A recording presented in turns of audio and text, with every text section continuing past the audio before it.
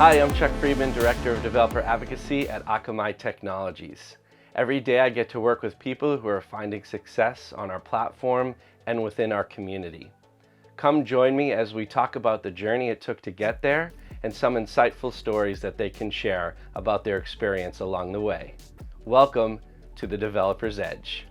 So very excited today to be talking with Anthony Hogg, who's a colleague at Akamai. I've gotten to know Anthony pretty well over the past couple of months.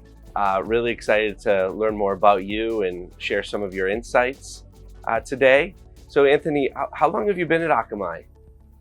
It's been a little over 5 years now. So I'm a senior enterprise architect. I'm with the advanced solutions team. In what capacity in your current job are you working with other colleagues and other developers, sort of feeding them knowledge or pointing them to key resources? My job is a technical consulting job. So I talk to the customer.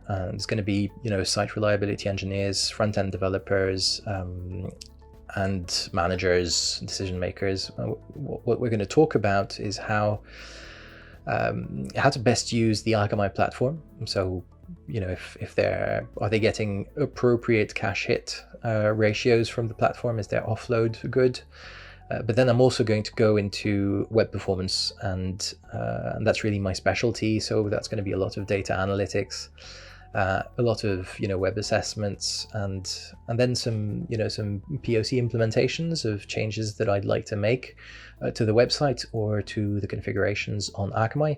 It's pretty broad, and I get to speak to developers quite a lot in that kind of context. I want to just go back to sort of the beginnings of your career and sort of you're looking at it. What did you go to college for? So philosophy. Philosophy and a brief stint at anthropology. I was kind of searching for my path back then, and when I was a kid, I sort of started playing with my mum's old Macs, and they were running the 68K architecture, those old processors, and I needed to get past some paywalls on some shareware, and I kind of learned my way around the debugger back then, but I didn't know that could actually turn into a job. It was way later that I discovered that this was actually a possibility for me, and I went to this excellent engineering school in Paris called Epitech. It's a master's degree, and they taught me everything that wasn't philosophy and anthropology, of course. As a web developer, had you kind of developed a way to learn quickly, or were there any kind of go-to resources that you had built up, whereas you maybe would learn a new language or learn something new as things evolved, HTML5, whatever came about in your career? What were some of the practices that you would do to sort of get up to speed on changes or documentation or implement new techniques? Yeah, that's changed a lot over time, I guess. But learning to learn is such a fundamental part of what we do, and I guess every different context has had its things. I think I have a special place in my heart for just trawling, GitHub, NPM, other code repositories, and just searching for keywords and seeing how people code around those keywords. But my real go-to, and maybe I should be ashamed to mention it to a certain extent, is Wikipedia.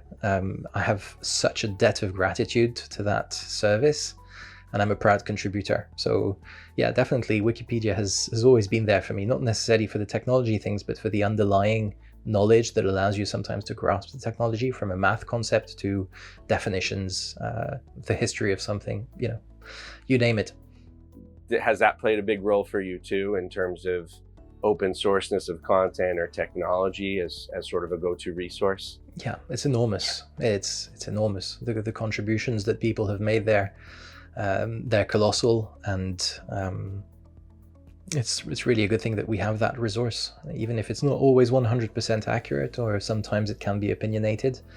That's the real nature of collaborative content, and that's also what we're achieving with other platforms for pure code, pure technology in the form of GitHub, or even SourceForge back in the day. So yeah, there's a similar concept there. What are some of the go-to resources that you like to point people to, whether they're getting up to speed or maybe they've been customers for a while and there's sort of a new feature that they're interested in ramping up on? Right. So I guess, the go-to will definitely always be, depending on the role, of course, but for developers, certainly developer.akamai.com. And, I'm really excited at seeing the future of that platform, because there's a lot of great content there. And I'm getting increasing pings from customers saying, I found this blog and it was interesting. How can we go further with this? And they just continue from there. And apart from that, there's Akamai's GitHub repository, the GitHub organization, which contains a bunch of code examples and useful things that you can either be reused directly or sometimes just used as a stepping stone to go further. Thank you so much for joining me today, sharing your insights, and especially for the continuing work you do with us for the benefit of our developer community. Well, thank you, Chuck, for setting this up, and I'm really looking forward to the other installments in this series as well. Well, I hope you enjoyed today's conversation.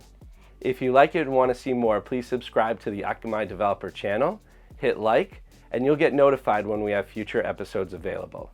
You can also browse our other developer content in series. Till next time, take care and see you soon.